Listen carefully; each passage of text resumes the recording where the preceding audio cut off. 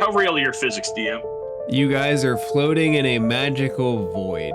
How real do you want them to be? As we travel back in time to a flashback episode where you are all sitting around in your house at the Rock of Bral. Plucky is probably doing crime somewhere, probably unsuccessfully. And Bloop is plasmoid ooze in a bowl somewhere. If I could take you all back to the mindset of the Rock of Bral. This is before the court date was announced. This is just sitting down and talking to each other. Could you all put yourselves back in the mindset? What would you guys have talked about from the day-to-day stuff and the non-exciting adventure parts?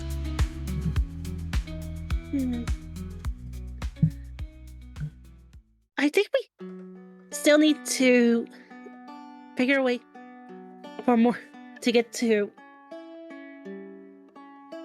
the red.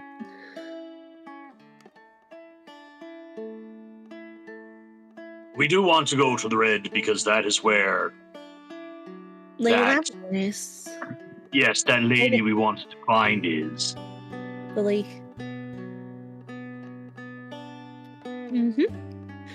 As you all talk, the piano plays soft music magically in the background. It sounds like the piano agrees. All right. No, there's not nearly enough perfume in your sister's room, and these clothes are starting to feel awfully tight. Well, does perfume make one fat? Meant for men's. Deidre, I don't think they're meant for Asimar. She's a fucking dwarf. I'm an Asimar. I think it's pretty clear to see that I'm just too fucking big for it. Yep. Oh, but it has nothing to do with gender. Well, I wasn't gonna say you're big on that part. That and you're also... I was. I really was.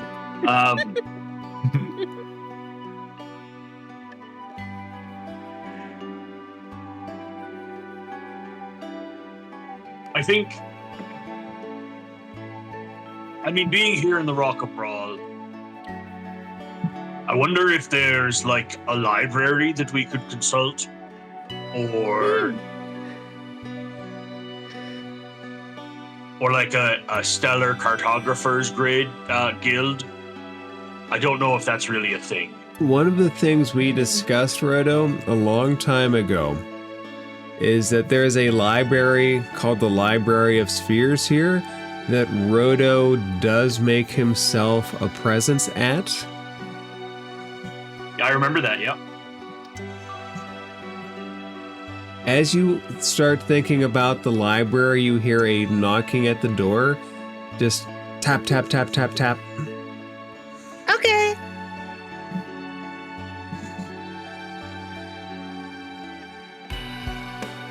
And Deidre opens the door.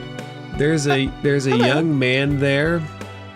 He's shuffling around nervously. He looks at you. Is Master Rodo home? Yeah, but... One second. Rodo! There's someone here to see you!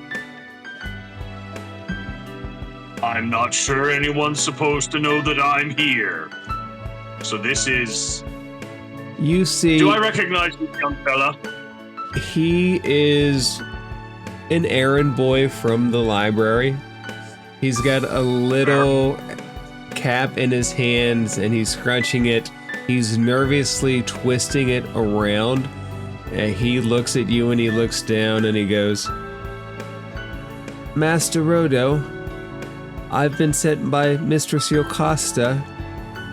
She says that she needs your help immediately. Something about a special book and needing expertise.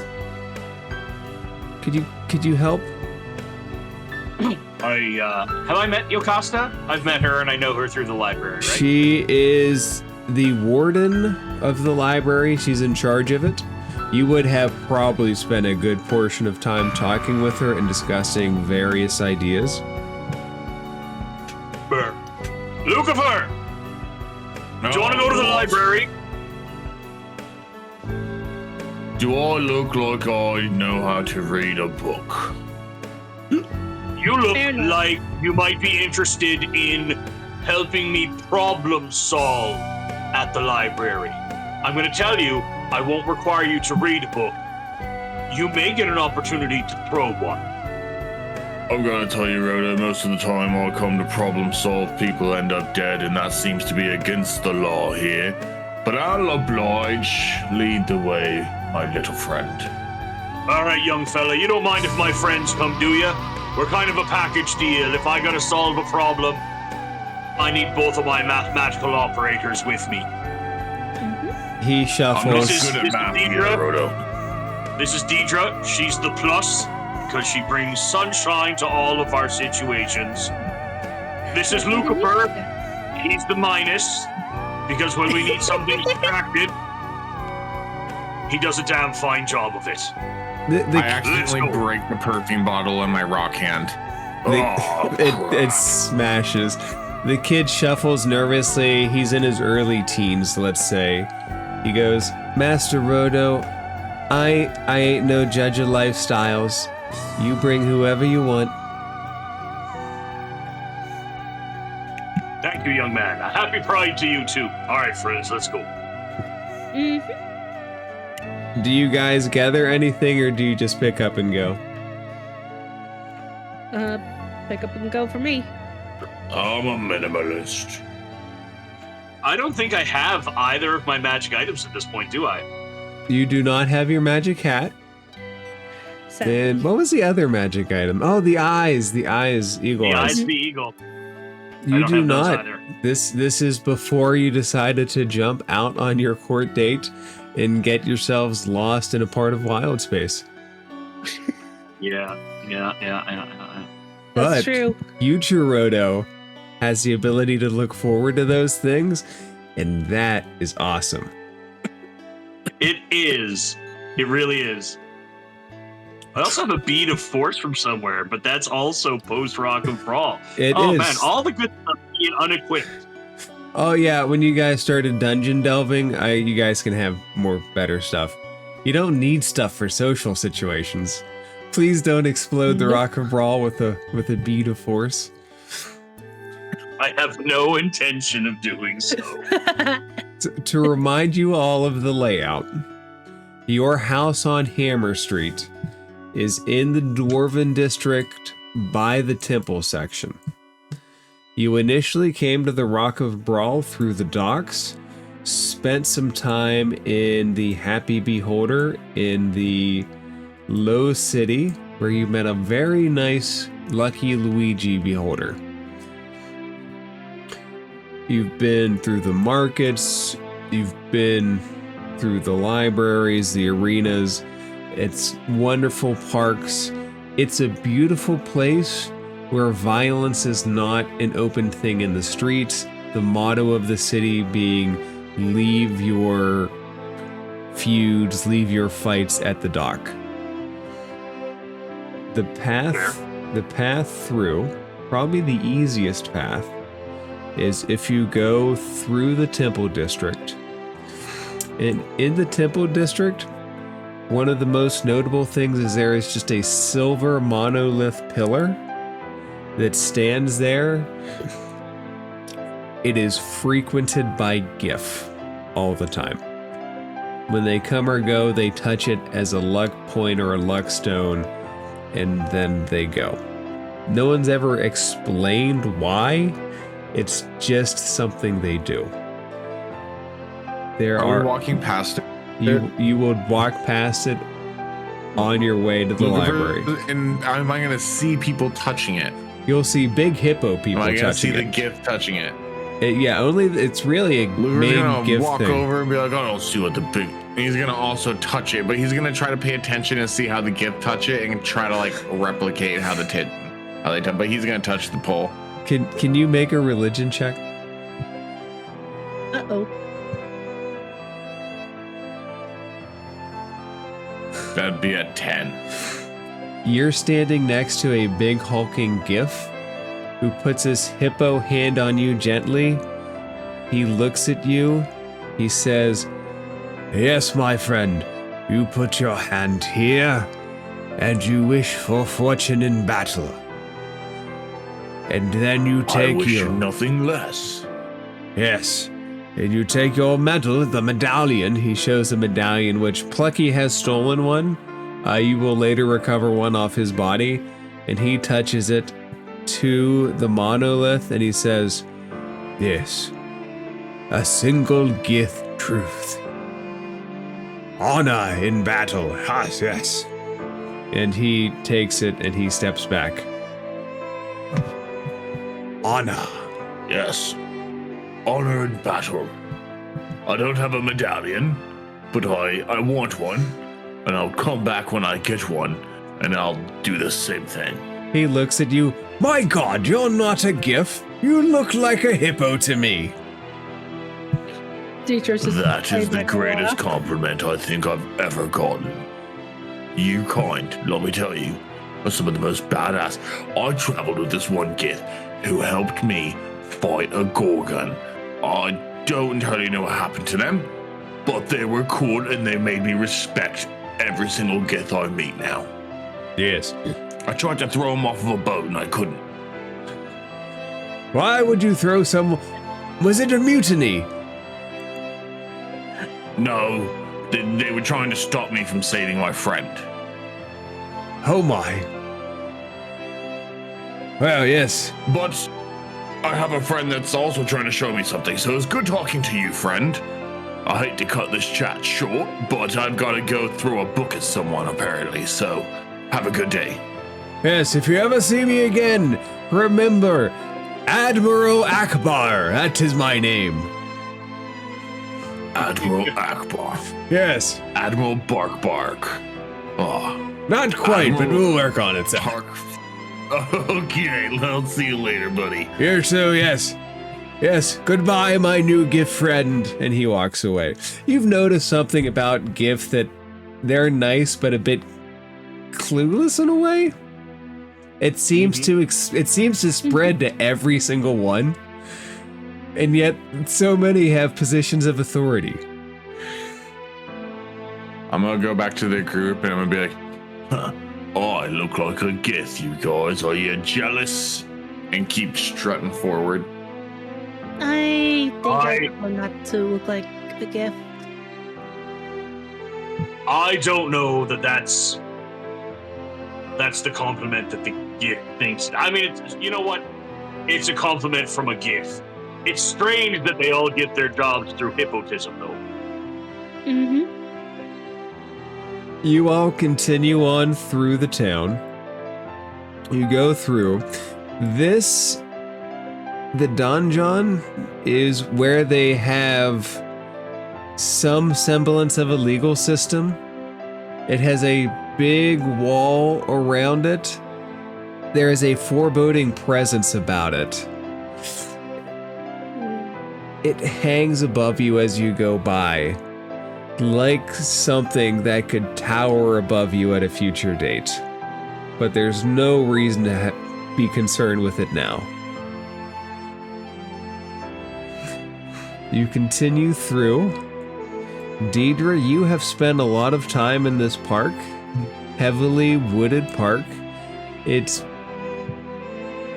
an oasis in the astral sea amidst all of these houses, and nature lovers from all over come and spend time there.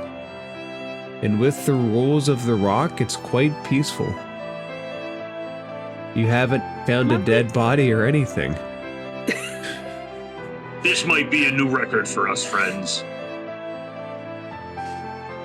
We haven't caused a dead body either, Yet, so... That's Yet. true. The path continues. There is a theater company here, which, Rodo, your research, you're asking about the city. Your sister is decently connected to that theatrical company. Some performances have been done there. And if you were to ask for pictures or drawings, you might find things that you remember from her plays. I have seen enough of her plays. Stupid little roly-poly sidekick. She mocks me. She mocks my very essence. You're only a kid. I was not that roly-poly. I'm a dwarf. We're all stout. As you continue on, there is a stark difference in aesthetic and architecture from the noble estates, which have large lawns, large territory, large walls. They are very different from the cramped, packed houses in which everybody else lives. There is a divide that's very obvious about who has power and who doesn't in the city. No, that's strange, you know. It is very common. I haven't seen too many places that's this cramped. The party can continue on. There is an arena over here that is fun to spend time at, but that is not the destination of today. The destination is here, on the edge, on the street on the edge that looks out over, is the familiar Library of Spheres.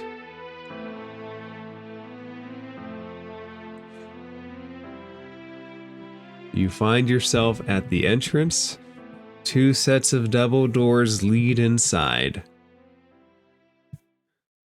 I'm gonna say lavender stayed. No, you know what? You can take lavender with you. Yay! Whoa. It is quite impressive here. I would like to point that out. This is one of my new happy places. I can see why. It's gigantic and you could get easily lost in here. Lost and surrounded by books would be a very happy day. Week? Life? Potentially. I stay alive. Do I think I have the right just to open the door, or should I knock? You do. It's a public library. So I will walk in. Do I normally have to check in with this lady at the desk? Is this Yokasta? That is not. That is the receptionist, the merkin, who is sitting behind a giant desk. It's flanked by 2 crystal fountains on each side. And to try to represent height here, where you're at, that goes up. You're on the first floor. It goes up a level that looks out over the center, and then there is a 3rd and a 4th level. There are beings of all kinds there sitting at the desks reading. These specific archways here take you back to that level's books that are on the left and right of the screen. I like this layout. And the doors here, they remain on that floor and they go back to a part of the first floor straight behind. You would know Yokasta's office is in this door, which would lead straight back. The merkin greets you. Hello, Rodo. What brings you to the Library of Spheres today? Oh, good morning, mistress. Lovely to see you. One of the pages ran by and said Mistress Yocasta wanted my assistance with something. Is she in? A big finger taps the desk. Yes, she's in her office. Normally, she would not want to be disturbed, but for you, she would happily make an exception.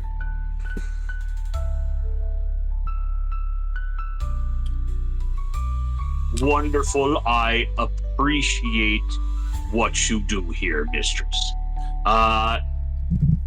Do you need to announce me, or can I go back to her office myself? Oh no. Go. Luke, Deidre, before you guys go in, do you guys look around or do anything in the foyer, for lack of a better term? I'll look around. Luke's gonna look inside this fountain. It is flowing down with a crystal clear liquid. It goes down into the base and it seems to suck back up into the main cylinder and come out the top. This is fancy. And pretty. Going. Can I go grab a book and come out and be like, Rhoda, am I supposed to be throwing these books, or are there other books I'm supposed to be throwing? Yep, and if you want to go back to the stacks, the first floor that you're at goes back here. yeah, he's gonna pop in and he's gonna pop right back out holding like 2 or 3 books. Which books am I supposed to be throwing, and who exactly am I throwing them at? Whoa, my friend. Not those ones. Once we find the books that are needed for throwing, or that need to be thrown, I will let you know. Oh. I also suspect that you will probably be throwing them at other books. Okay. Should I just put these down right here? Should I put them back where I found them if I can? I would know that they have like a book return system, right? You check your books in and out at the desk with the merkin. But like often libraries just have those carts or those shelves where they say, put this back because you can't do our jobs. Oh yes. You could find a place. Probably the stacks behind here. People probably set books down. Most of the books, if not almost all, are non-magical. So they're cultural. They're historic. You're not going to find like spell scrolls here typically though. Unless you know somebody. I'm just gonna drop the books up where you pointed it at and then walk up behind Roto. Listen, I just want to throw some books. Could you guys make I'll a get you some perception books check? to throw, I promise. Could you guys make a Perception, perception you got it. check real quick? Okie dokie. My dice love the number 10 tonight. 18 for Roto. 16. Deidre and Roto, you guys notice that there's a mind flare on the 3rd tier that is watching everybody very intently. Ooh.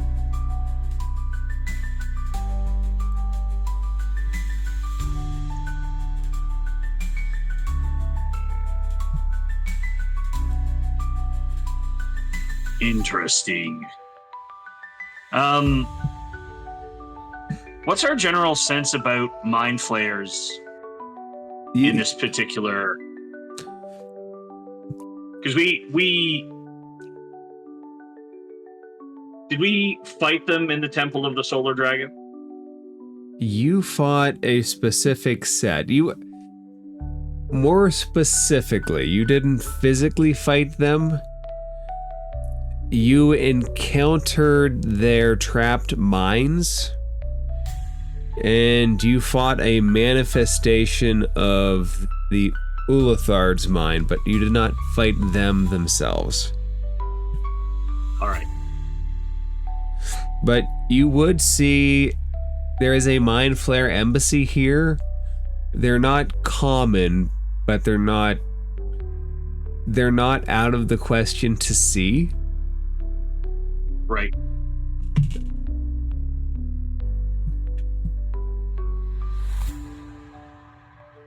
Is this someone I've seen at the library before? Would it be awful to say that all mind flayers look alike? It probably would. I don't know. Roll an insight check or a perception check. I think like color schemes could be a little different, colorations, and maybe like Out of the all, way like Nope. a certain. Frodo is a bigot, and he thinks they all look alike on a floor. I feel bad for Frodo. I thought you were a better person than me. so specifically, let's be specific. Mind flares as a part of a hive mind don't necessarily have the same individuality as everything else. So they probably do look more similar to each other than other species do. That's They're not fair. meant to have individuality, though. They're meant to be a part of that hive, though. You know, so it kind of would make sense that they wouldn't look individualistic. Yep. The way mind flares are played are weird. Like, there are mind flares that have individual senses of self, which are separate from the hive mind. It's like D&D crosses that line between the two, where you're not sure how individual any specific one is.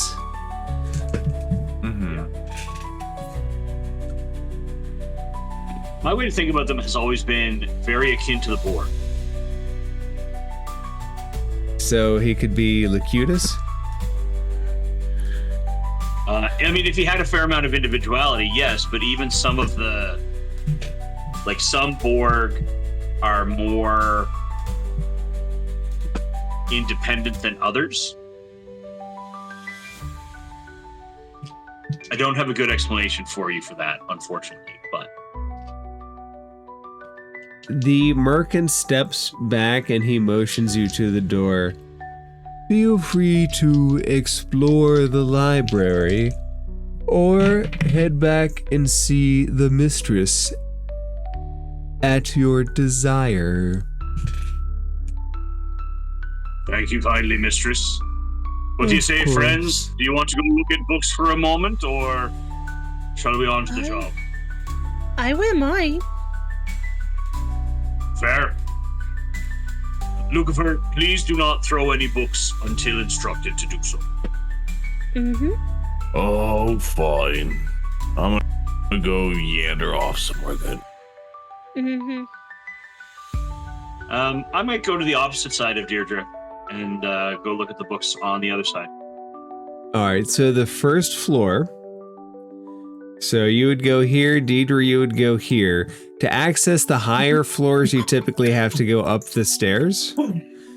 There is also doors on the second set, here and here, that lead to the auditorium in the back.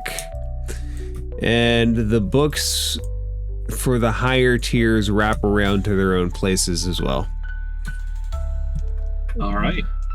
Are there any books that you guys would search for specifically?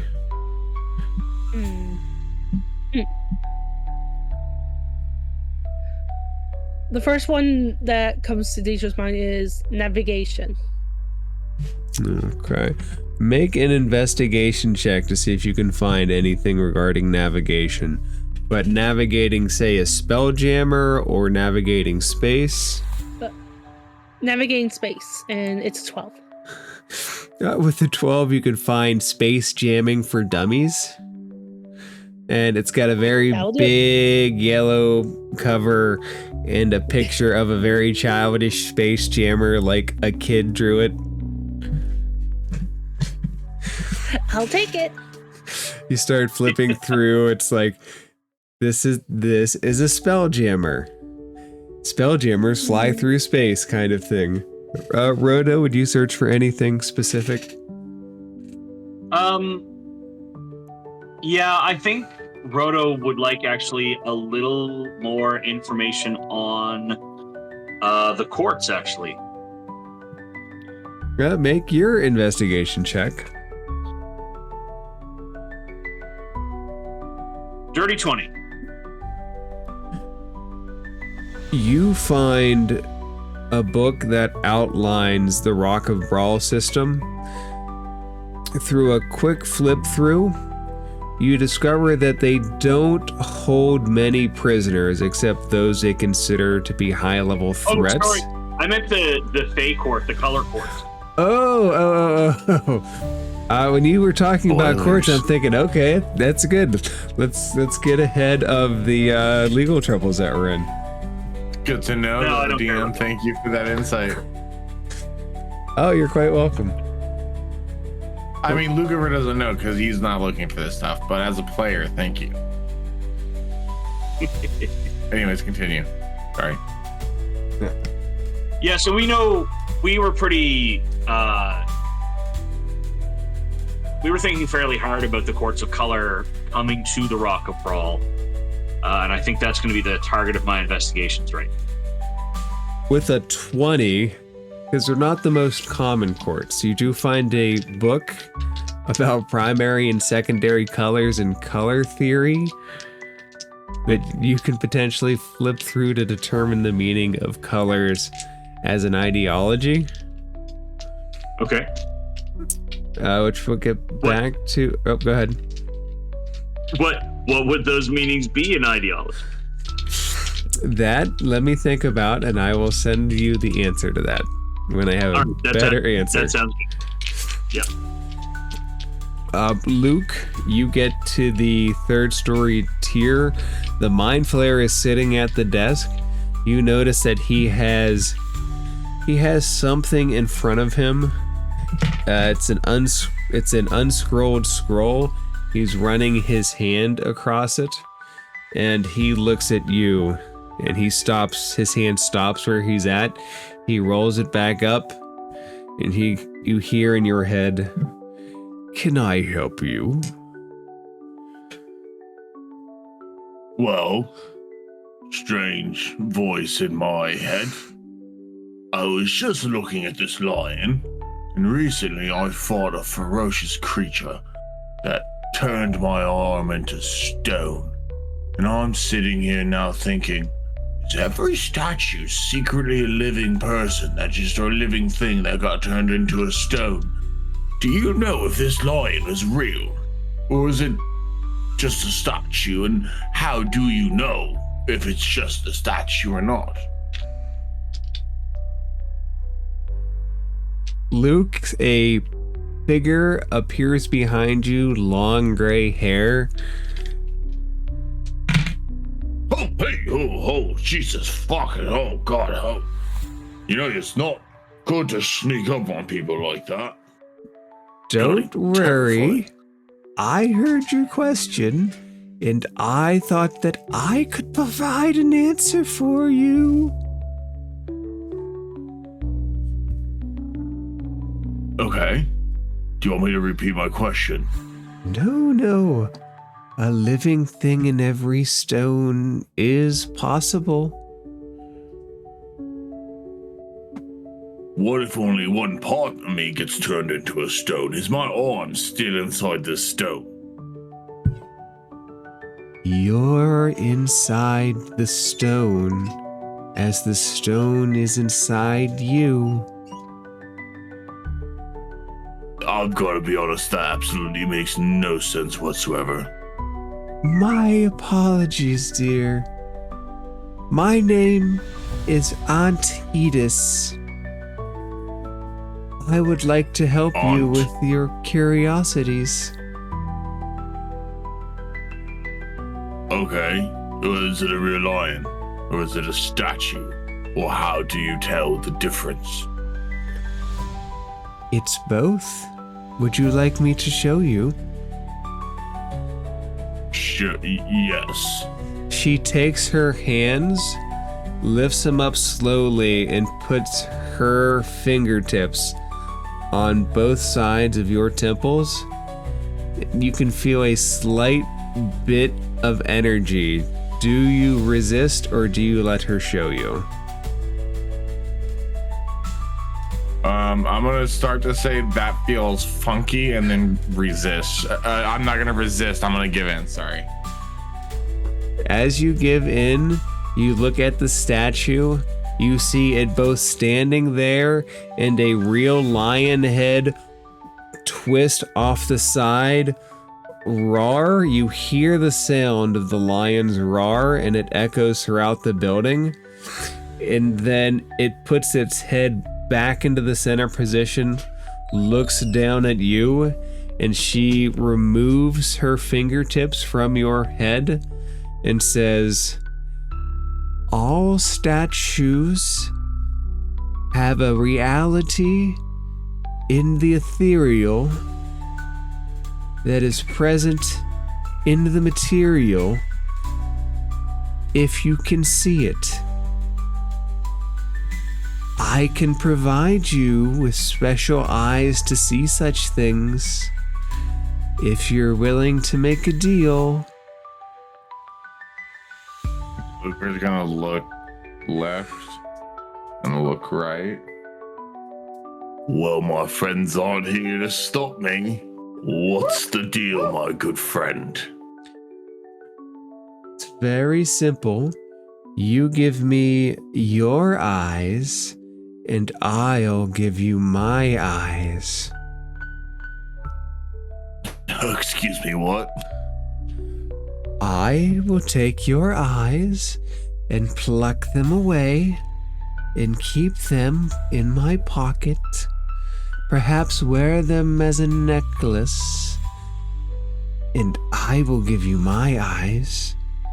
And when the time is right, you will be able to see something very special. Okay, but am I going to still be able to see right away? Because I can't just walk out of this library not being able to see. She takes her fingers, rubs them together. You'll be able to see. There is an adjustment period. But I promise that you will see with my eyes at just the right moment. I gotta say, it sounds pretty risk-free to me. How do I do this? She picks up her hands and she starts slowly reaching for your eye sockets. Now relax. This might Luker's gonna hurt. open his eyes real wide. If you don't resist, Just helping. if you don't resist, she will, after keeping her fingers stationary for a moment, jam her fingers back behind your eyes. You can feel her fingers swirl in and scoop out. Oh, that feels weird. Wow. Anybody Oh, boy. Anybody that is looking at you right now is just seeing your eye sockets. She takes your eyes, nerves and all, rips them out, twists them together, rubs them God, in her ow. hand, Could have warned me. and puts them in her pockets. She takes her eyes, plucks them out of her head, which somehow you can see, but you're seeing it through her eyes from this moment. Then she takes them and she puts them in your eye sockets and she pulls them away and she says, when the time is right, you will see without fright. Through our eyes we learn. And she vanishes as quickly as she came. Can I see? You can see normally, like they're your own eyes. I'm gonna look over at that mind flare and be like, That was pretty fucking weird, right? He shakes his head. You hear in your head, that hag steals almost everybody's eyes who come in here. Stop it, Julia. Bedtime. She's a nice lady. I'm gonna storm downstairs.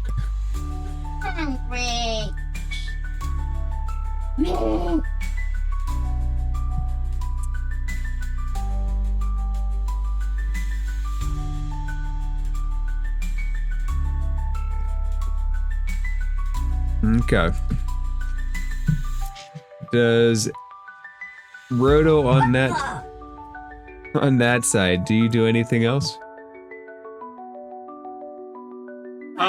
No, I think once I've got a book to review about that, I'm going to come back to the lobby.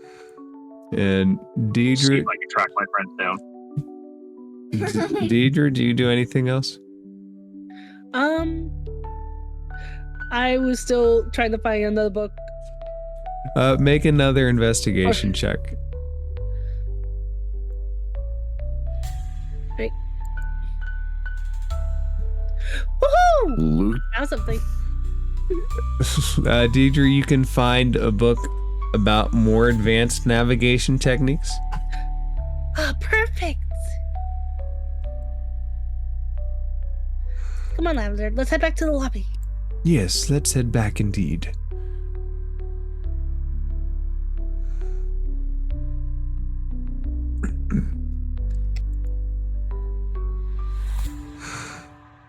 You All right, guys I would think- not believe it. There's a statue of a lion up there that came to life for a second. and you guys just see Lucifer with new eyeballs.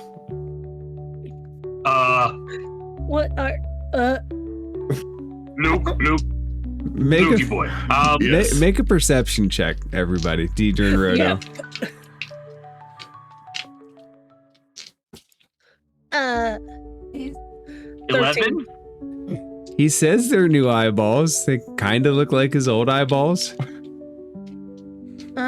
Easy. Why do you think you have new eyeballs, Luke? Yeah. Well, Easy. let me tell you, Ross. I was up here. And he's gonna point up at the lion.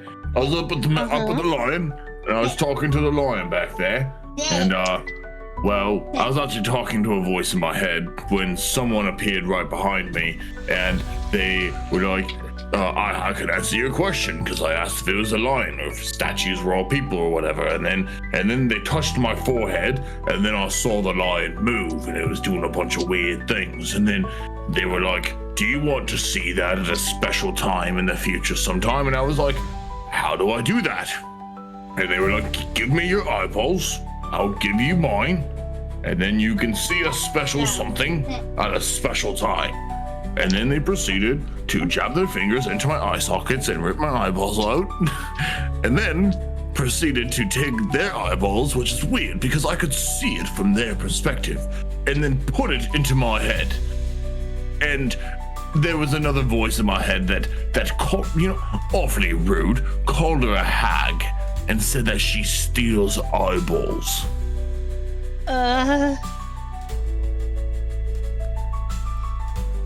Do you see anything strange right now, Lucifer? Luke's gonna look around. I'm gonna look at the fountain. Make a perception check. That one. No, it looks like a fountain. Might have been a bum deal. Does it? All right, I got that one. Well, nothing seems to look any different, so I don't know. The lion did move, and then it wasn't moving, so it could have all just been a figment of my imagination. I mean, I was hearing a voice in my head. There's a mind flayer nearby, so it could have very well been them, but they seem to have been pretty invested in their book.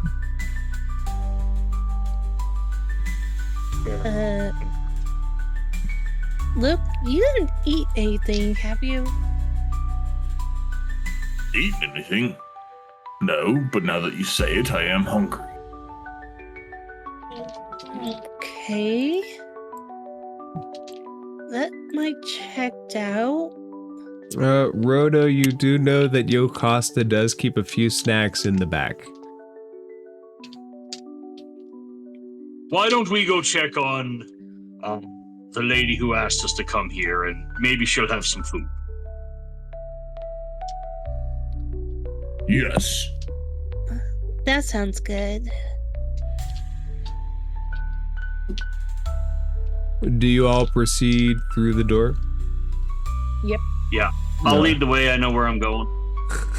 It takes you past the lion to the back office. We go under the lion, right? Yes.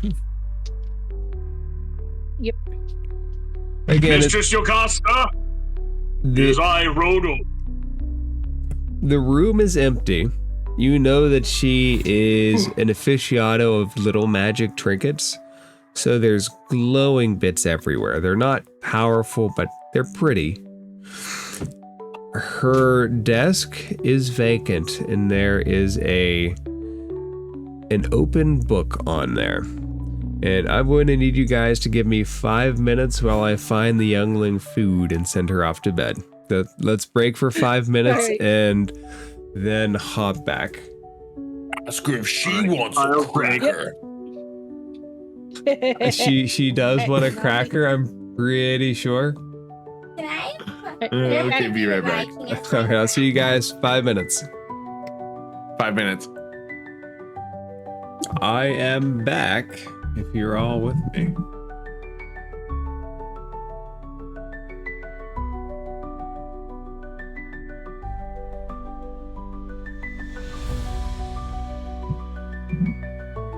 I am here. I've been here the whole time. If you're curious, Fruit Loops. She wanted Fruit Loops. That's not a bad choice of snack, actually. It's Now, not. does she want Fruit Loops with milk or dry Fruit Loops? We have, That's a good question. we use soy milk, so Fruit Loops with soy milk. Vanilla soy milk specifically. Good, good.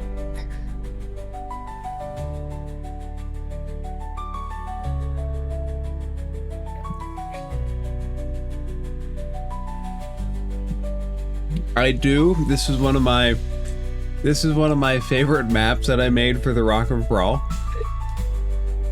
It was fun making and trying to figure out how to put like the little tiers. Yep. And the auditorium in the back came out so nice. It really did. I dig that a lot. Yay. In my mind, every so often there was a special speaker and Rodo would just come and listen in and ask questions.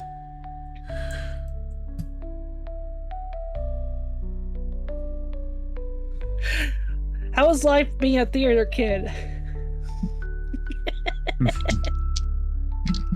I could see Rodo literally was a theater kid. Yeah. I don't know about that. I think Rodo had other things on his mind. And being forcibly becoming a theater kid. All right, yeah. All right, there was makeup, there was tights, and I did have to go out and perform for people. All right, I acknowledge. Maybe I was. I don't think theater kids get like abducted and held over vats of acid as often as Rodo did, though. In this multiverse, that's really difficult to say. Yeah.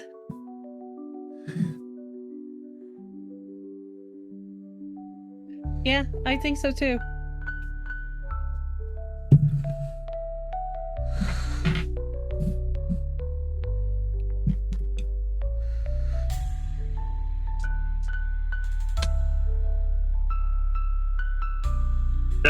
That's possible. I'll acknowledge that. For like 95% of the universe's inhabitants, everything is mundane and dull, and then there's just that 1% of characters and NPCs that get no rest, and we focus all of our adventures entirely around them. I'm guessing Hippie's not back yet. I do not believe they are. I'm just gonna quickly run downstairs and run back with chips. So, while we're here to give flair, the room, the little thing that looks like a person floating back and forth, in my mind is like one of those fortune teller things where you put in a coin and it gives you like this cheesy fortune. Hey, fortune teller. I, Rodo the Dwarf, want to be big. Do you put in a coin? No. It doesn't respond, but if you would, you know that its hands would mechanically move over the ball, around it, and a light in the ball would shift and it would give you this weird answer. Alright, I'm back. Luke, welcome back. Deidre, do we still have you? The room is vacant, which is uncommon. She normally spends most of her time here. Very seldom ever leaves. There is an open book on the table, though. Yeah, I'm gonna go investigate the open book. You go behind. The handwriting's a little bit eccentric, but do you want to read it? Oh, absolutely. You notice a big signature at the bottom first that says the painter, and the page reads, "My hope to paint with light and shadows has failed. The shadows have come to life and they have overtaken everything. This experiment has been less successful than my flesh experiments, but progress is progress, even if we fail." And as you read the last word, the world suddenly becomes dark, and you find yourself floating in a void. You see Yokasta floating on the other side of it. Her hands wave up in the air, and she yells, "Rodo, you got my message!" I do. Give me a second, I'm coming to you. Stay where you're at till I comes where you're to. If you try to move, it's like swimming through a pool. So, conveniently though, I'm telekinetic.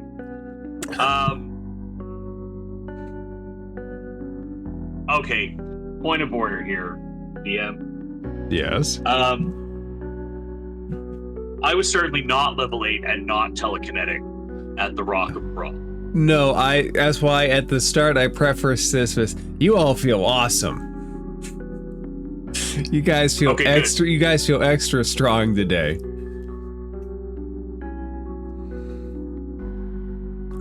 So, I'm going to use the telekinetic push that I have from that future feat. First, because I can go forward or backwards, I'm going to shout over to my friends. Hey, Didi, Luke, don't resist the pull, all right? I'm just trying to shuffle us all together. All right. Tug myself. How real are your physics, DM? You guys are floating in a magical void.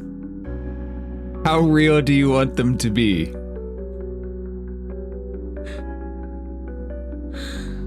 I would like my 5 feet of movement for my telekinetic push to be my choice of movement and not 2.5 feet for me and Didi.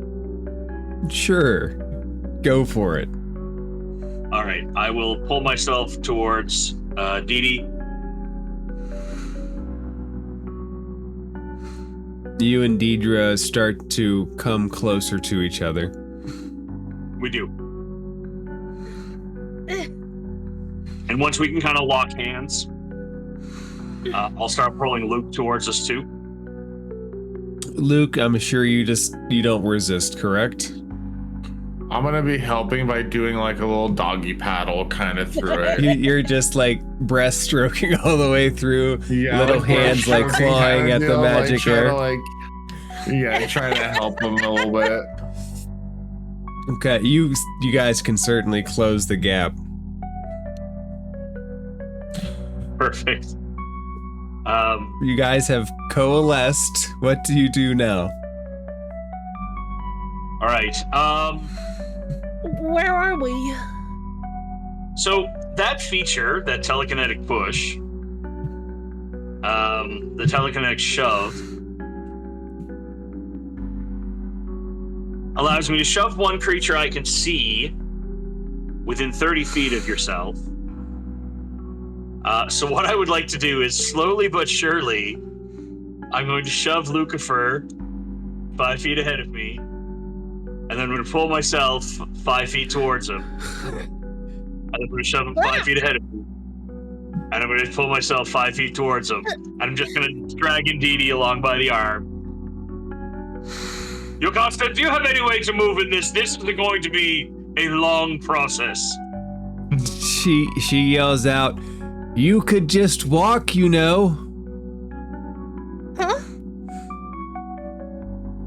If I put my feet down below me, is it solid? Yeah. It's almost like if you will it to be solid, if you don't think that you're floating in an empty void, it acts as a floor. But when your mind shifts to thinking that you can't walk, you can't walk. It's like your mind is shaping the reality, and if the reality is a floor, to you, you're on a floor.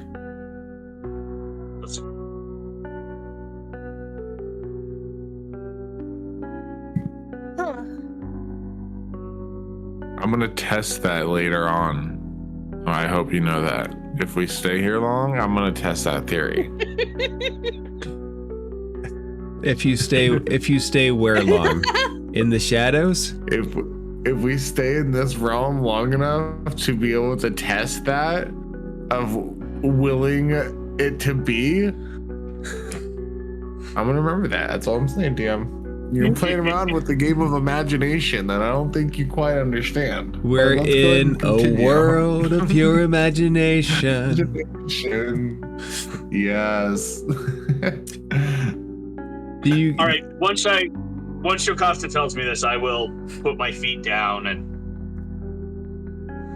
I have some understanding of magical places and things, being a wizard, and I'm like, oh god, it's one of those fucking places. You hear Yokasta yell across, "Where in the book?" I had Where's guessed. the book? Come on, my friends. You can actually walk here, and Rhoda demonstrates that by walking 10 or 15 feet ahead. All right. Oh, wait, no, I'm just now catching up, buddy. As you all approach, you see the darkness coalesce into a form, specifically 4 forms, as there are now little shadow beings floating in front of you. Why, hello there. Yokasta, do you know these things? You might want to kill them. Could you all roll initiative? God damn it. Ooh, 22. Not one. Hey, that's good for the counter, though. That's good for the counter, yep. Oh, hells. Mine was a nat 20 if we're keeping track. We are keeping track. That was We that's funny. Good job. Oh yeah. Rhoda, We literally have that's a your tracker for first that. nat 20 that I have for you. That doesn't sound right. That does not sound right, no. That doesn't sound right. I think that. But I don't have You any have- other recorded for you. Well, if you don't have any recorded, and I'm not going to tell you to go back through 6 weeks of game log. So, I'm half tempted to go back through 6 weeks of game log. add 1, but that's going to be it.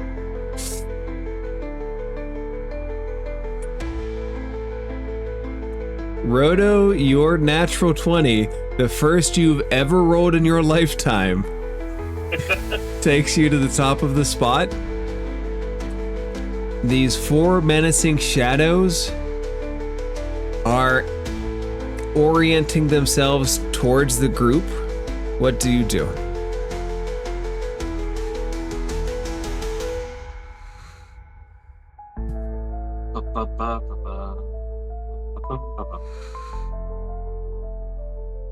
Let's see who I can catch. Here we go.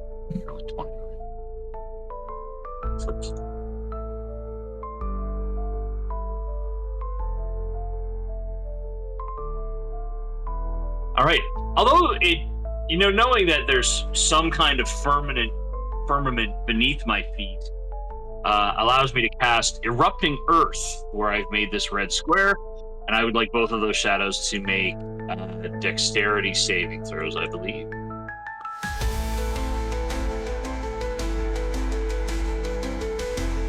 Two shadow dexterity saving throws. Top one fails, and the bottom one also fails. 15 points of magical bludgeoning damage each, please. Magical bludgeoning damage it is. You can see where the earth is, quote unquote. It's like an entire cube fills that area, and the erupting earth ripples through the shadows. It solidifies, and there is a black ripple that shifts between dirt and shadow. Like it's only there because you willed it to be there, and should you stop willing it, it could disappear just as easily. All right, this is good to know. Luke. Luke is going to look at these beasts. He's gonna go into a rage. Adventure! Sorry. And he's going to sprint over to this guy, and on his way over,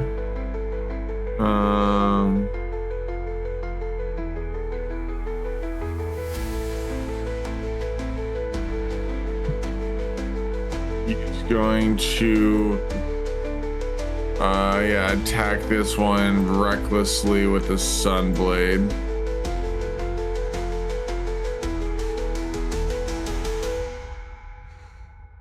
For a 17 to hit. 17 hits. We're gonna have 10 points with the Sunblade, and then with 2 of the Rage for 7 points, and then take another swipe at him for a dirty 20 to hit. Before you do that, he is an undead, so roll an extra D8. Sweet. An extra D8. I believe it's a D8, right? Yeah, I'm pretty sure. Your first attack, you take over the Sunblade, erupt it through him. As you do, he cannot maintain his form, and he vanishes. There is a pillar of shadow where he was, but it is no longer in his form. There's a pillar of shadow that was okay. So he's done for, though, right? Okay. Yeah, so it no longer has his form. That was about 22 points. I already spent a bonus action. Okay, I'm gonna take one of my axes and try to throw it at C. All right, go ahead. Yeah, if you can't reach him physically, go ahead and make a throw. Cause like from where I was at, I was right here to here is like 22, and I have a movement of 40. So hold on, let's see. Yeah, that's about 22 as well. So yeah, I'd probably start moving over his way, and halfway there, I'd probably like throw an axe or whatever and try to hit him with the axe. All right, you take out the axe and you chuck it. Yeah, you chuck it's a 9 to hit. You chuck it into the void. Your axe just spirals into the void. It misses. It doesn't really react to you.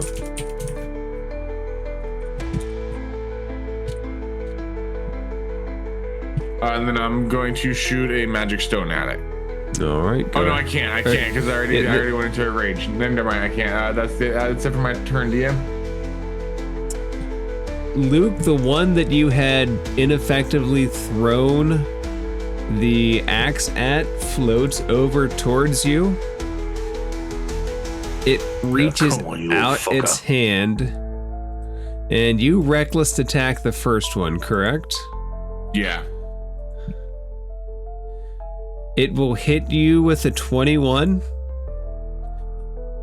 Now, Luke, you are resistant to necrotic damage from being an Aasimar, correct? Yes.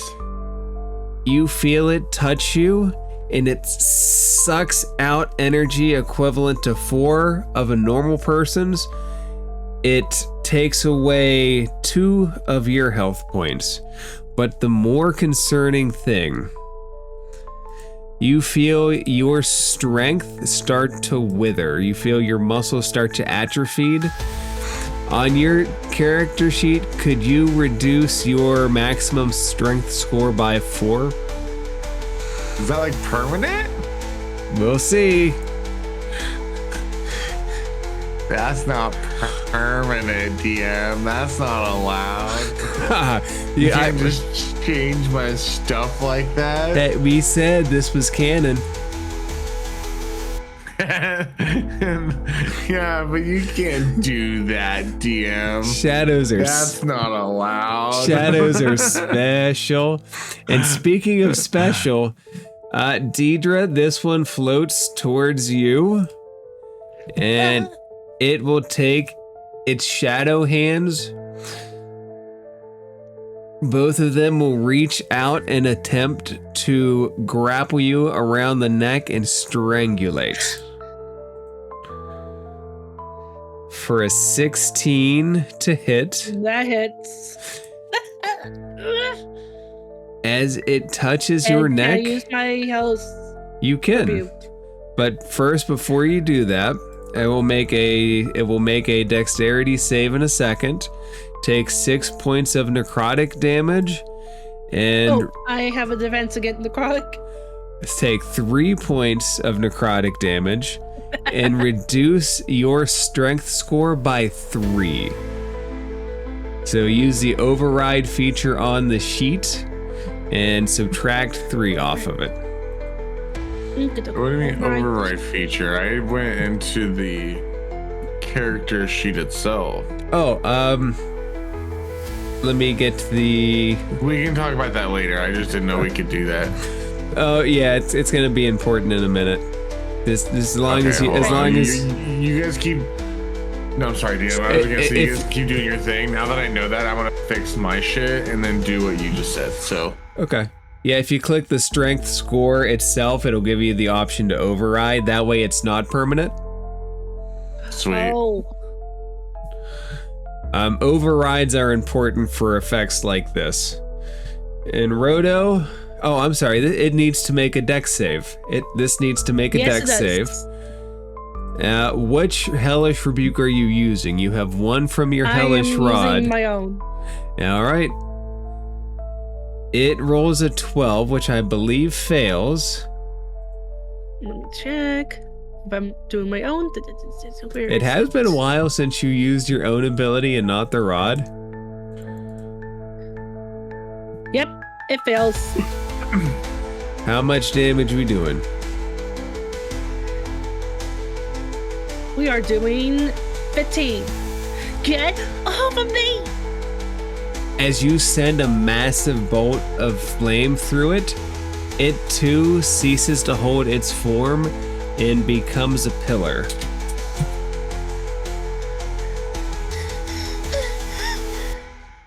Roto, the other one, is headed towards you. It floats out of your earth, which is still rippling in space, and this one with just one hand is trying to tap you with its finger. Of course. It does not with an 11. Its finger It does not, no. its finger is floating there like he's telling you to hold on a minute, and he will try again. Deidre. All right, where? Yep. It is your turn. You have incinerated one shadow. And she starts to concentrate for her flame blade. Okay, bastard, let go, my friend! As she goes after B. You ignite your flame blade, you close the gap. Roto attack.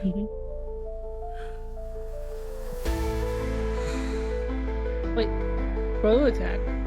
Roll to attack. Yeah, you're gonna try to hit it with your flame blade, I thought right? you said Roto. Oh no. 15. Don't worry, I Roto. also kind of heard that too. that hits. Roto will attack, but not yet. 11. Damn it. It is still maintaining its form, but barely. It's like it's bleeding shadows out of its back. You look and shadows are getting sucked out of it actively.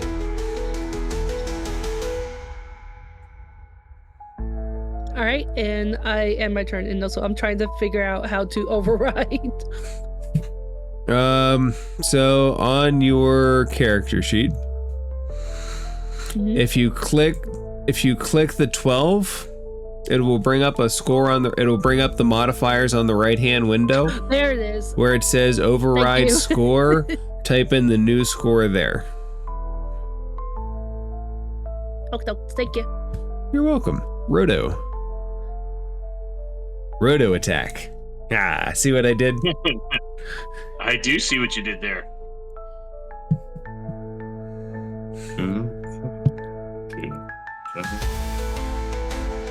That thing is in melee with me, right?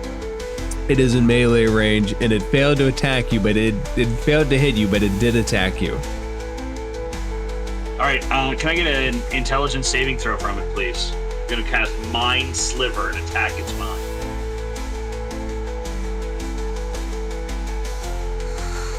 It will fail.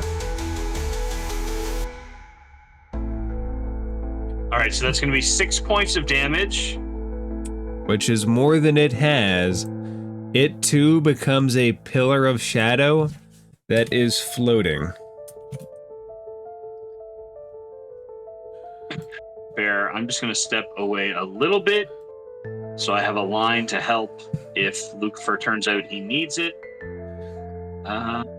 Luke is the only one still engaged with one of these things.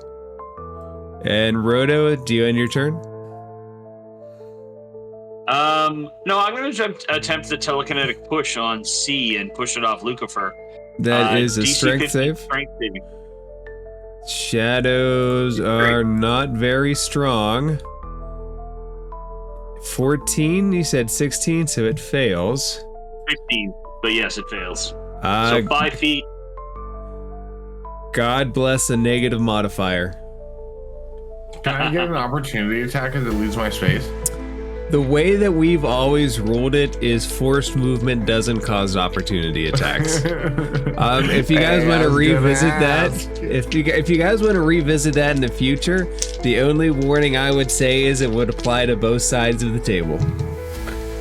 I feel like if it's a teammate move or whatever, kind of like what your like house rules call for, if it's a teamwork, I feel like it has to be a pre-called like Lucifer, get ready to attack kind of deal. You know, it'd have to be like a call out kind of deal to like set it up. But just like I've got after the fact, I wouldn't allow it. I've got good news for you, Lucifer. Lucifer, get ready to attack.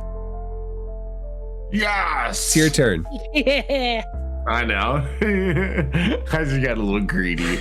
Okay, I'm gonna be like, thanks, buddy, and I'm gonna jump at it and go take another reckless attack with it.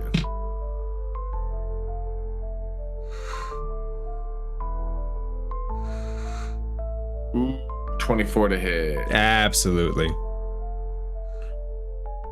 And that's going to be 4 points, 6 points with the rage, with the D8 on top of it. So that's going to be 9 points. And then I'm gonna like do a fancy little blade swing and come back around underneath for a 15 to hit. 15 to hit. You slice through the shadows once. You bring it around. You slice through it again. 4. That's going to be 9 points there with the D8. With the 8 there, so 17 points on that one.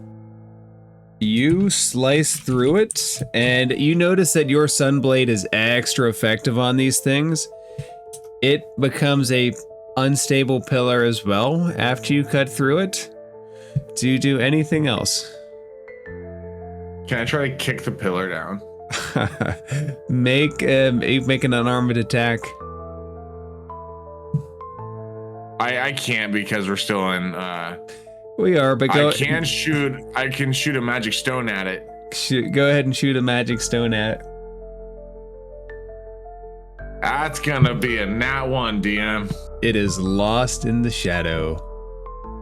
That's so it's right in front of me. And it gets consumed by the shadow and you lose the stone. All right, Luke, that's my it. favorite pebble. That's it for your turn. Yeah. Let's take it from this side first.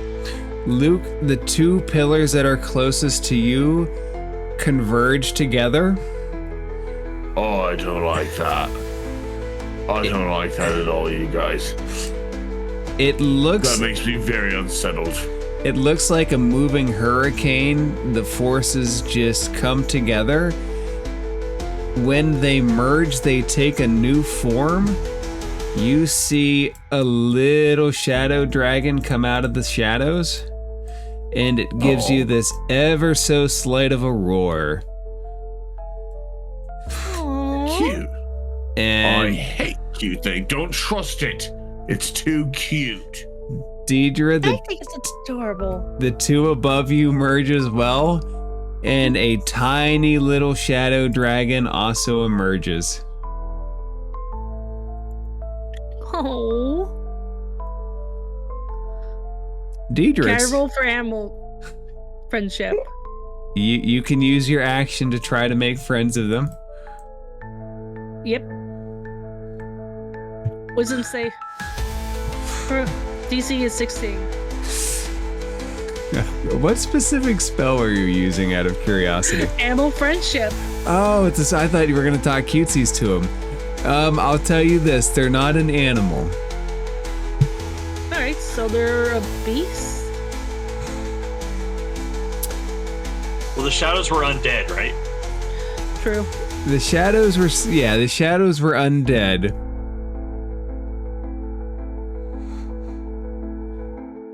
They looked like dragons. These creatures aren't something we can try to be friends with, Deidre. Stop trying to befriend every freaking creature you see. That's how you got trapped with the Gorgon, isn't it? You saw that it was an animal, so did you just not. couldn't attack it. Listen, I was up against a Gorgon because it would turn me and Lavender into stone. Fair, true. I'll start, Plus, pay a Gorgon attention to is the a dragon in front of you, Deidre.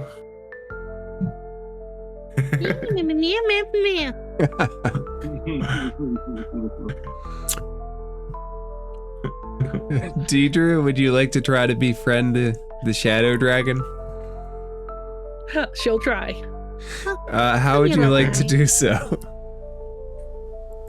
I like to roll animal handling. Let's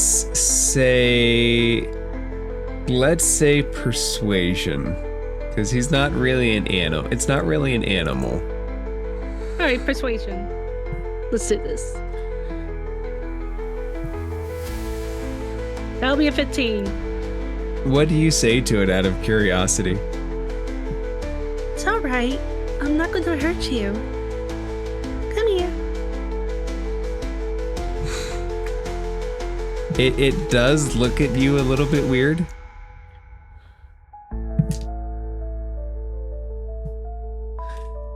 You see it's a little bit upset in its eyes, though.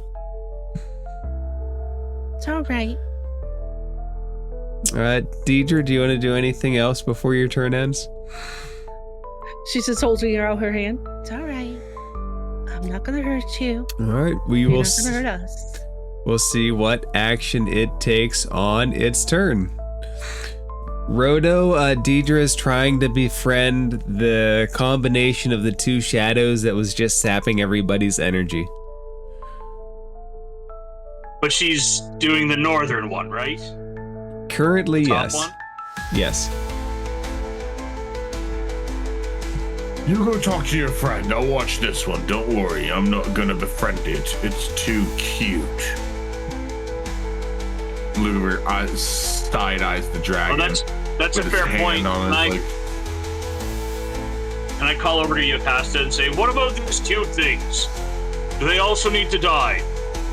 She yells back, I think the painter made them. I don't think they're actual things. But he wrote that the shadows will try to kill the light.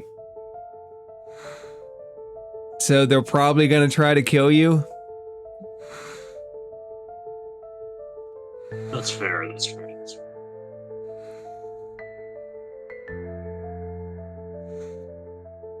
Okay, we're gonna cast Chromatic Orb at second level at the one just south of me. What kind of energy are we imparting? Fire. It lights up into a ball of fire. You shoot it out. The 12 can't connect. It takes its shadow wing and deflects it off. You see the chromatic orb go off into the eternity behind it. Yeah. All right. God damn it. That's it for me. Okay.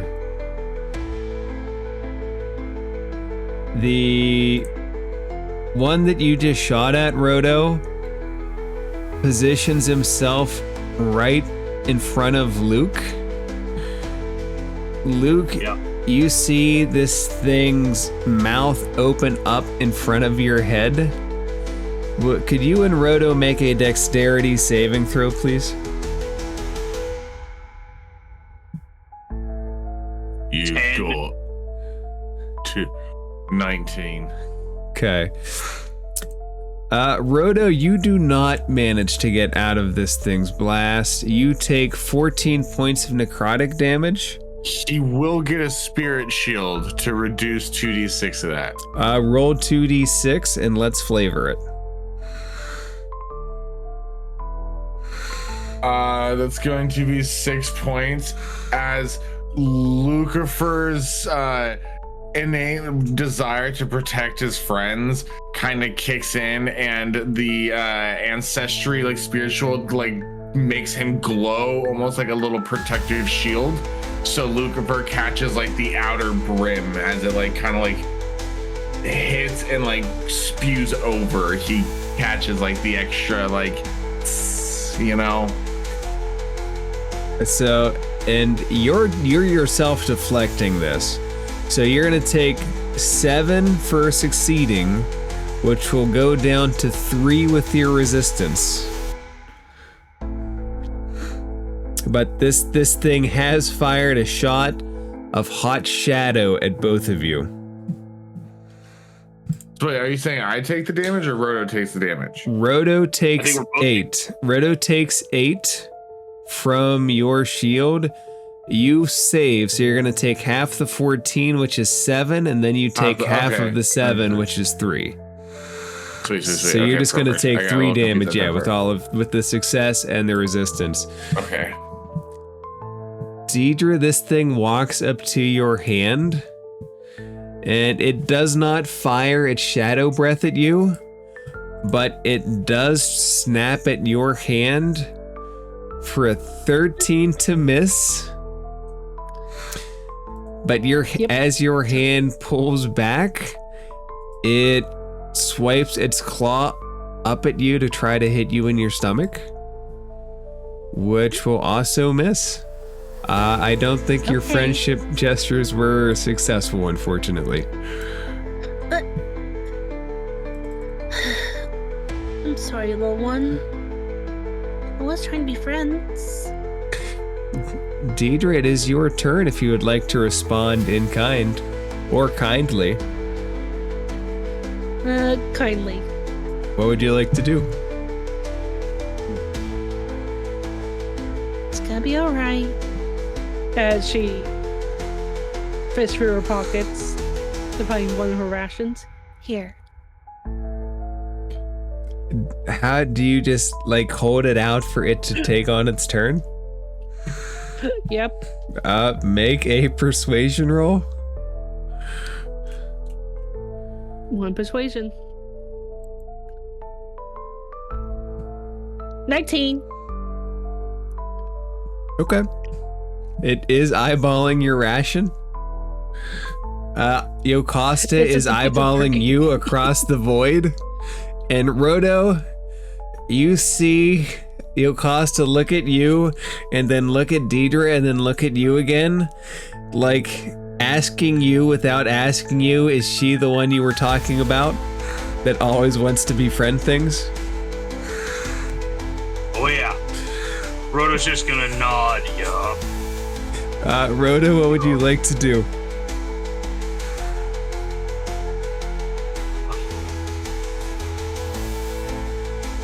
Lucifer's not hugging B or anything, right? Like They're he's fighting not. that one. They're in melee range of each other, but it opted to shoot its breath out and not attempt to bite. Both of us. Yeah, at both of us. Let's take Ray of Frost at the one next to Roto. 16. 16 hits. 9 points of damage. Cold damage. And then I'm gonna finish up. Go ahead. It looks weirdly ineffective, like half of it just hit and exploded off. Fair, good to know. I'll just finish my moving closer to Yocosta. You look over. So do you come here off? You look over, you see her hands are like bound by some kind of shadowy goo at the wrist. I would prefer not to come here at all. They say reading lets you live a million lives, but this is not one that I wanted. Very fair, very fair. Can I try to telekinetically push her out of that goop? She's not in. It's like handcuffs. You can try to see. You can try to push her and see if that will knock the cuffs off of her. Yeah, that was my idea. Is if I move her and the cuffs stay in one spot. Hey, don't resist this. I'm gonna see if I can push out, and then I'll send the telekinetic push her way. You blast her 5 feet. The cuffs stay on her, but her midsection pushes in and she yells, "Buy me dinner first, at least." All right, fair. Rodo, anything else? No, that's it. Move, action, bonus action, I'm good. Luke, you are face to face with a small shadow dragon. And by face to face, its mouth is open, shooting shit at you. What do you do? Didn't hurt at all, and I'm gonna recklessly attack by jabbing the sunblade into its mouth. Make your reckless attack. For a 15 to hit. 15 hits. Gonna be 12 points of base with another 8 points, so 18 points. This unfortunately is not undead. Oh. Yeah, But- okay, so just 10 points. 12 with your rage bonus, right? Yeah, 12 with the rage bonus. The sunblade does cut into it though. It like you see it stab in. It's not like Roto's ice, which shattered off, half ineffective. It take the full damage of that. and as like one fluid movement as like the second attack, I'm gonna like drawing the blade out of the mouth, make like a slash out and try to cut like the inside of it or whatever. All right. For 17 to hit. Also hits. That's going to be 7 points with my rage included. You make your second attack. You see it cut through. You cut through its body, and its body reforms after the hit. It's damaged. And with its mouth still open, I'm gonna point my rock finger in its mouth and cast a magic stone for an 18 to hit. 18 hits. What kind of damage is a magic stone? Magic stone is I think it's bludgeoning. Yeah, it's bludgeoning. It hits it. You see it cushion against the shadow, and the shadow kind of bounce back. Am I able to catch that it's more susceptible to like physical damage or like slicing damage or whatever? So specifically, your Sunblade deals radiant damage. And you would see that yours cuts your radiant damage cut through it much more than, say, the stone or Roto's Ice Blast.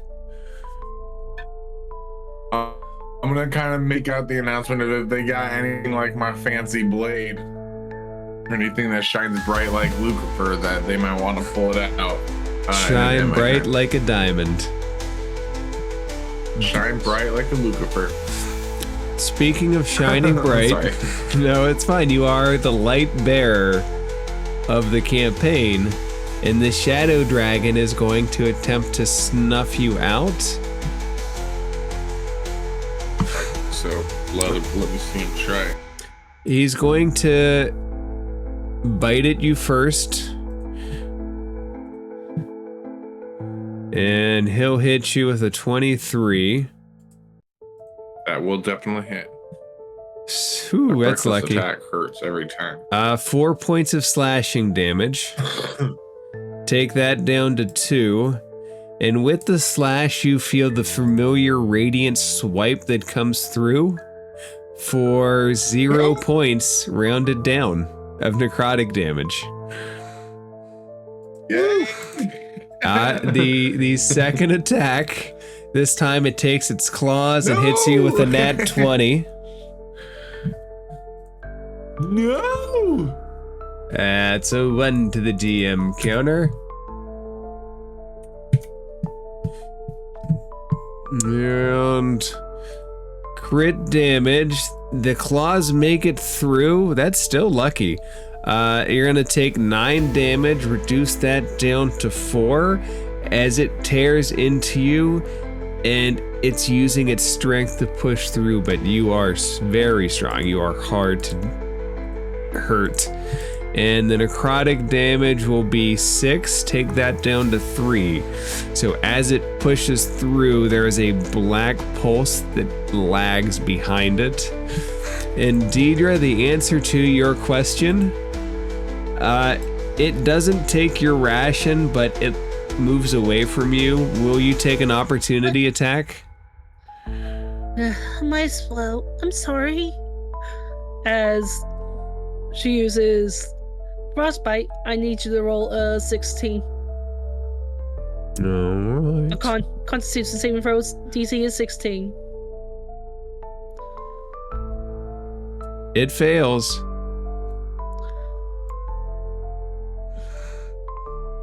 Five cold damage. You see the cold damage ice up on its back and then shatter. He stops moving away from you. He turns around, and just as quick as he turned, his mouth is open, and I need you to make a dex save. Okay, no. That'll be a 13, boss. That is enough. You will take half of 19 which is 9. So it turns around. The breath lags behind it for a second, which is enough for you to dodge partially out of the way. And it scrapes atop you, and you feel this. Oh, you're necrotic resistant, though. So 9 becomes 4. You do have its attention, though. And it's your turn, Deidre. Give me one little minute.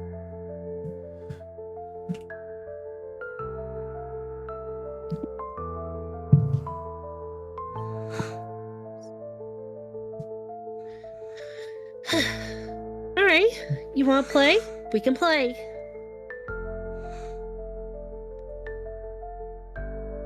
As she uses Flame Blade again on it.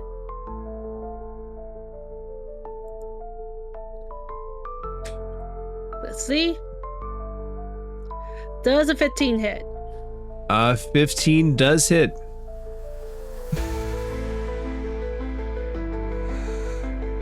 $11 damage. And that is fire damage, correct? Yep. You see, as the blade runs through him, that some of the flame is whisked away as it hits. It pulls back out and reignites fully, but it doesn't look like it hurt him as bad as it could have. No way. And its mouth opens up again at you, and it clamps down like it's going to bite you the second it gets a chance. All right, it's end my turn. Rodo. So I found that cold was not effective.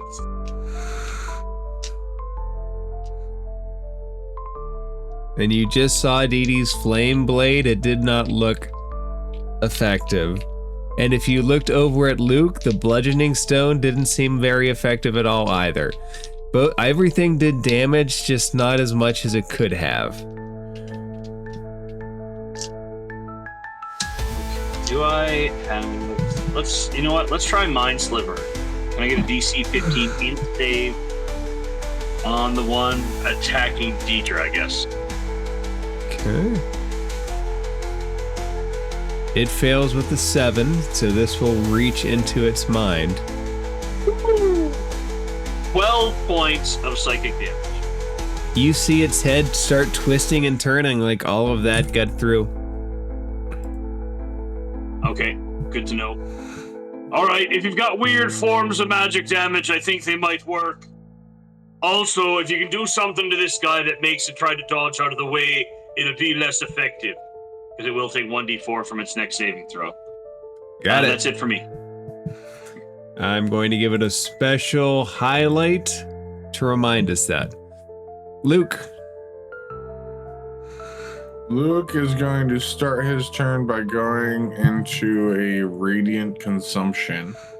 You begin to glow. Oh, wait, hold on. Yeah, so I'm gonna shine brighter like a diamond for 10 feet and then dim light for 20.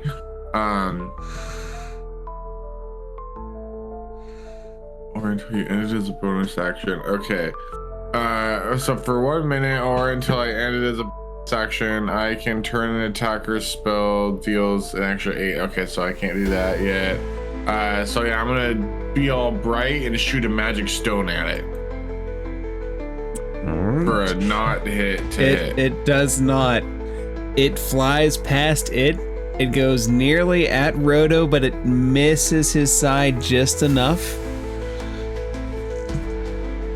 I'm gonna look at the tip of my rock finger and be like, You are really disappointing me today. and end my turn. Okay. Luke, it's going to move itself to the other side of you, and it's like one fluid motion. We need to take damage real quick. He needs to take 4 points of damage, of radiant damage. And he takes all of that radiant damage. He looks. Oh, sorry, I did too. he looks like he's starting to shimmer. Like you can see his form start to wane. His body stretches out, and it puts you and Rodo in the line as I need each of you to make a dexterity saving throw, please. I'm currently about to make a Constitution saving throw in real life to take this dab, so hold on 1 second. Rodo, you fail again. Nat 1. Now, Rodo, I will say this. You have 9 natural ones. So I don't know if they got misrecorded somewhere, but you got like hella natural ones. No, I think that's probably accurate. 16? Luke, you're gonna take half of this necrotic damage. Rodo, you're going to take all of this necrotic damage. 17. How often can I do Spirit Shield? Does it say, is it under feats and traits? So if you're raging and you see another creature take damage, you can use it's a reaction, so it's just a reaction. Yeah, as long as you have your reaction, you can do it.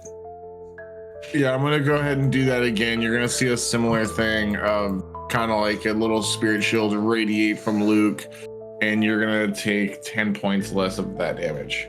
It was 17. That makes it 7, Rodo. Right. I only take 4 DM because of my resistances. I see. It started at 17. You made the save, so that goes to 8, and then that drops to 4. You're gonna take 4.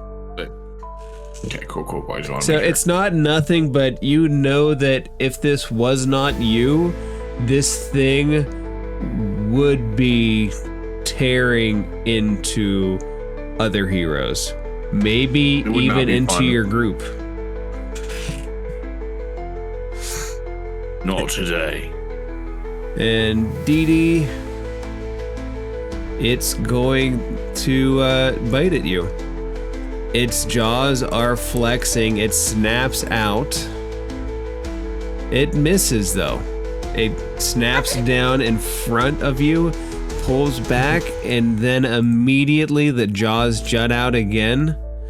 It will hit you with an 18. It connects. You feel it pierce into your skin on your side, and it rakes its teeth back. You'll take 11 points of slashing. And as the bite goes, you feel the festering necrotic energy, which you are resistant to. So you'll take a single point of that. So that'll be 12 damage, right? Yes. Do you want to do anything with your reactions before we move on? I used my sap. Okay. He will make a dexterity save.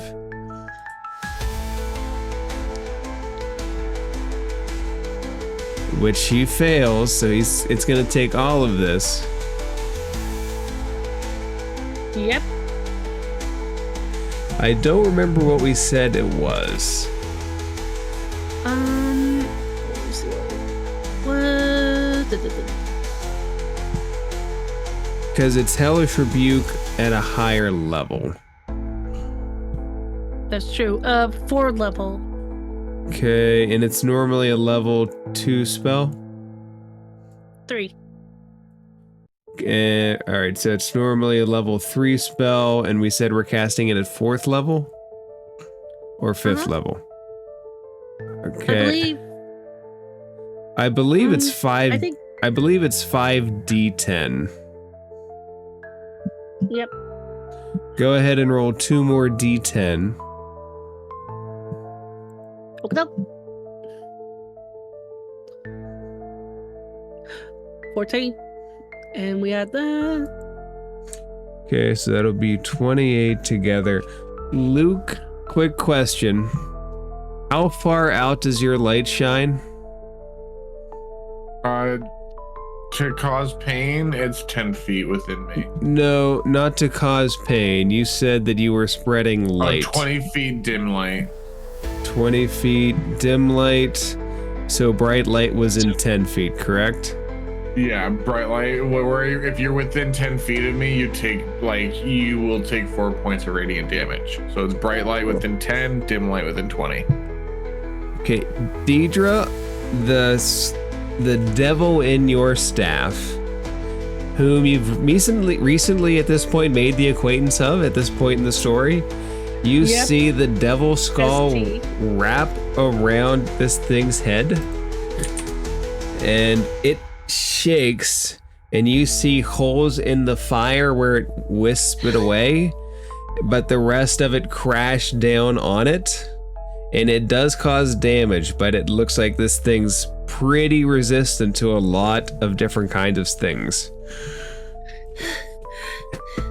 And Deidre, it is your turn.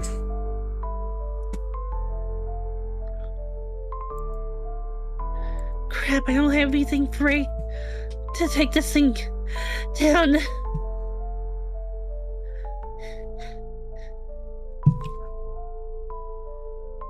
Right, let's see.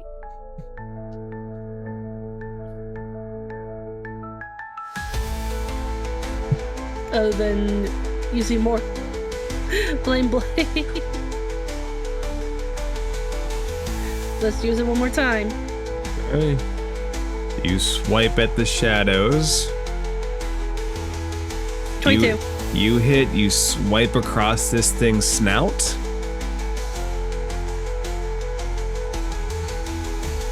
And 9 damage.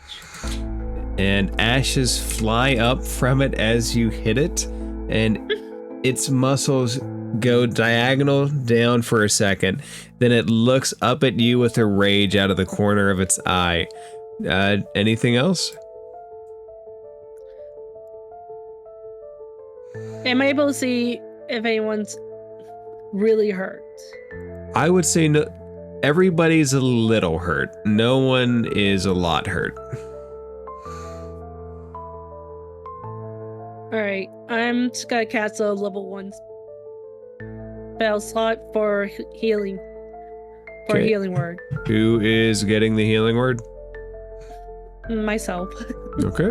Go ahead and give yourself some healing magic. And this thing is looking death at you, and you interject life into yourself. I'm not going down that easily. Roto? Both dragons look hurt. Yeah.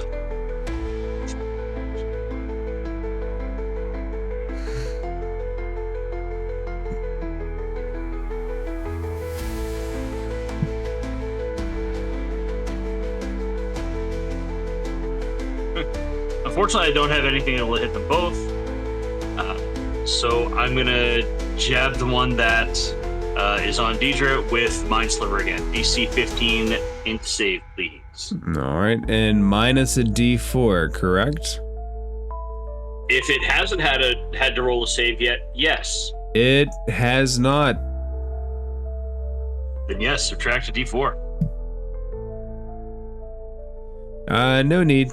No need. How much damage are we doing? 8 points of psychic damage. Now, would you believe me if I told you that this only had 8 points of life left? And as your mind Wow, sliver damn, that's pretty rings convenient. into it, you see the shadow that is no more, and it vanishes. Nice. All right, Lucifer, you got that one. That'll be it for my turn. Luke, do you have that one? Luke is going to yell in its face and do a reckless attack for a nat 20 DM. Yes. Yes, you may. That's going to be 15 points of base. This is not undead. I am going to tack on an extra 8 points of radiant damage onto that as well to make it 21 points. And must I make another attack? No need. What does it look like when you obliterate this shadow from existence? Nice. I'm gonna scream in its face and bring the sunblade up and just clean slice it right in half. And it will curl around the blade and vanish. And as it vanishes, you all find yourself with Yocasta standing back in, if I can find it, the Library of Spheres.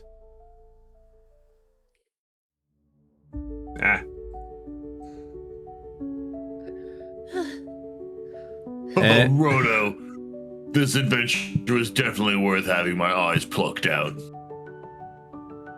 Roto, Yes, Yocasta throws her arms around your neck and says, "Thank you, you got my message, thank you." Yes, mistress. Yes. So good to see you alive and well. Do you know what this stuff is holding you? Everything is gone. She looks at the book, taps it, and takes the cover, slams it shut. I was researching somebody called the Painter who paints, I can't describe it, life, death, shadows. There's his journals like this scattered everywhere. Someone brought me it when they heard I had interest, and I didn't expect that it would do that. Do you remember the person who brought you that book? An adventurer. They came. It was the first time I ever saw them. They said their name was Aldor. Aldor? Aldor, yes. That is. You said you were researching this painter fella. Had you heard of him before you got this book? Yes, but this was the first book of his that I had received. There's rumors of someone that can control magic, control the weave like literal paintings, and they experiment through all kind of mediums. The Book of Light and Shadow, I had no idea that the book itself could do that. This has to be kept under lock and key. I mean, you are equipped for that here at this library, correct? Oh my, yes. We also have to keep it quiet, or the Underbarons will attempt to take it. You shan't hear a word from me, my friend. She takes the book, and for now, she just opens a drawer and puts it in. That will do for now. Out of sight is out of mind. Deidre, she looks at you. I admire your pacifist nature, dear. But if a dragon appears in the form of a shadow, it's probably not going to be your friend. Right. Lavender comes in your head. That time and time again, she's not gonna listen. Lavender, and this is Lavender without the unicorn horn. Deidre, your horns are currently whole. Lavender says in your head, "Do you want me to bite it for being rude?" She looks at Luke and look back at Lavender. Actually, yes. Get him. She was asking about Yocasta, so Lavender starts going up and growling. No. As she goes up to Lavender, wrong one. As she nods at Lucifer. Oh, you want me to bite the annoying She nods her head slightly. feathery one? Luke, can you make a perception check and Deidre roll a d20?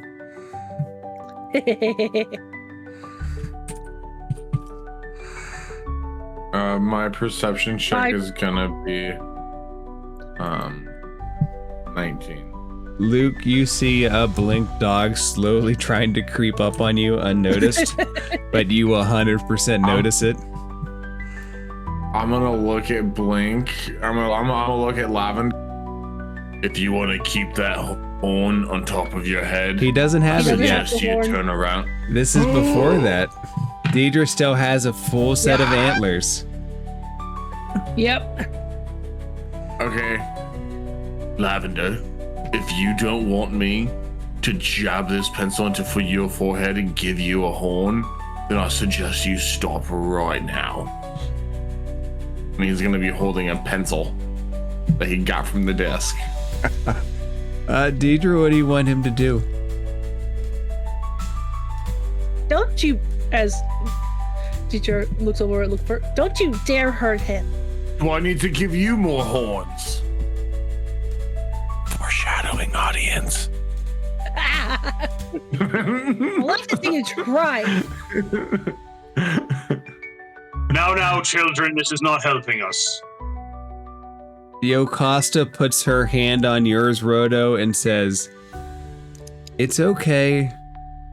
I've seen lovers' quarrels before. Just for the love of the gods, please take it Why does everybody outside." think we're in love? You're alone. Rodo, as she says that, she hugs you one more time, gives you a kiss on your cheek, on your bearded cheek, and she says, And we're in love. And we're in love. We're loved. Yeah. she know, says, right? Oh. she Get a says, room.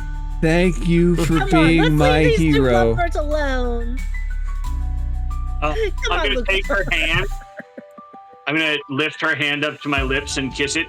Whenever you need me, my friend, I will come to your aid. And I know it's We're not early. seeing Rhoda tonight. I know it's early, Mm-hmm. but that's all I have planned for tonight. And I didn't have anything planned for like until 10 minutes before the session. So Hey, DM, as always, you killed it though. That was Yeah. awesome. That was Yeah. such a fun session. I had a lot of it was fun too. fun. So I got some new eyeballs, canon, That is canon. Yep, and you it, got brand new eyeballs. it could come and into it's crazy play. to think how much shit's happened. Besides me getting Oh, new yeah. eyeballs, I mean, like since we've left Rock and Brawl. Mm-hmm. It, you know, Sorry, DM, I didn't mean to interrupt. no, if you think back of all of the stuff that we've done, a lot has happened. A lot has changed. Yeah, we Very much. got onto a boat infested with the thing, the Neogis. Neogi, and we got trapped on a planet.